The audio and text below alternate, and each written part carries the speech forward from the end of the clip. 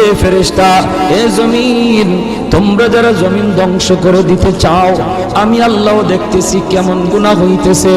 যেই মানুষে আমি আল্লাহ এত আদর করে বানাইলাম, আসমান আল্লাহ বানাইছেন কুন ফায়াকুন বইলা, ফেরেশতা আল্লাহ বানাইছেন কুন ফায়াকুন বইলা, জমিন আল্লাহ বানাইছেন কুন ফায়াকুন বইলা, কিন্তু আমারে আপনারে আল্লাহ পাক কুন ফায়াকুন বইলা বানায় নাই।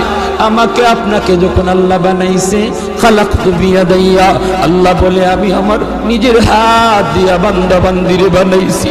কারণ এই চেহারার মধ্যে এত দামি কপাল, ওই কপাল দিয়া বান্দা আমার কুদরতি কদমে সাজদা দিবে।